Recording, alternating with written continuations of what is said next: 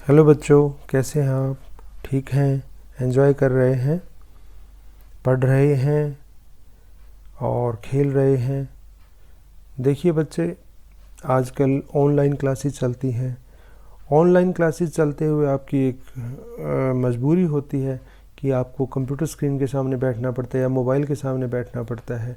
तो कोशिश कीजिए ऑनलाइन क्लासेस जो अटेंड करते हैं उसके बाद आप एक्स्ट्रा टाइम में जो गेम खेलते हैं या कुछ और करते हैं तो वो मोबाइल पर या कंप्यूटर पर ना करें, क्योंकि ऑलरेडी आपकी आइज़ का एक्सपोजर मोबाइल और कंप्यूटर के साथ बहुत हो रहा है। ठीक है, तो बाद में क्या कीजिए कि दूसरे गेम्स खेलिए, इंडोर गेम्स खेलिए, आउटडोर गेम्स खेलिए, लेकिन मोबाइल स्क्रीन या कंप्यूटर स्क्रीन से कम एक्सपोजर रखें, एक्सेप्ट योर ऑनलाइन क्लासेस और जो आपका स्टडी टाइम है उसके अलावा। आज हम जो आपको स्टोरी सुनाएंगे वो है मटके का संघर्ष। एक मिट्टी का मटका है, उसका संघर्ष, उसकी कहानी सुनाएंगे। संतों की एक सभा चल रही थी। किसी ने एक दिन एक घड़े में गंगा जल भरकर वहाँ रखवा दिया ताकि संत जन जब प्यास लगे तो गंगा जल पी सकें। संतों की उस सभा के बाहर एक व्यक्ति खड़ा था। उसने गंगा जल से भरे घड़े को देखा तो उसे तरह तरह के विचार आने लगे। वह सोचने लगा, आह, यह घड़ा कितना भाग्यशाली है।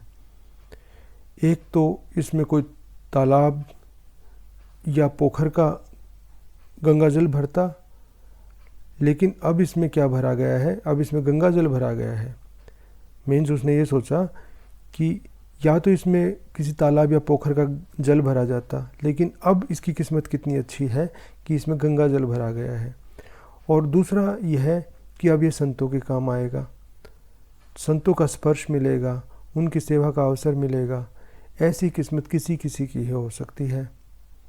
घड़े ने उसके मन के भाव पढ़ लिए और घड़ा बोला, बंधु, मैं तो मिट्टी के रूप में शून्य पड़ा, सिर्फ मिट्टी का ढेर था, किसी काम का नहीं था। कभी ऐसा नहीं लगता था कि भगवान ने हमारे साथ न्याय किया है। मटका बोलता जा रहा है। फिर एक दिन एक कुम्हार आया। उसने फावड़ा मार मार कर हमको खोदा और मुझे बोरी में भरकर गधे पर लाद कर अपने घर ले गया। वहाँ ले जाकर हमको उसने रौंदा, फिर पानी डालकर गूथा, चाक पर चढ़ाकर तेजी से घुमाया, फिर थापी मार मार कर बराबर किया। बात यहीं न रुकी। उसके बाद कोयलों की आग में झोंक दिया जलने को।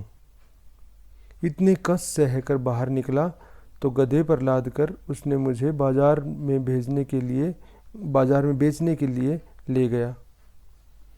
वहाँ भी लोग मुझे ठोक ठोक कर देख रहे थे कि ठीक है या नहीं। ठोकने पीटने के बाद मेरी कीमत लगाई भी गई तो क्या, बस 20-30 रुपए। मैं तो पल पल यही सोचता रहा कि हे ईश्वर, सारे अन्याय मेरे साथ ही करने हैं। रोज़ एक नया कष्ट, एक नई पीड़ा देते हो। मेरे साथ बस अन्याय ही अन्याय होना लिखा है क्या? लेकिन ईश्वर की योजना कुछ और ही थी।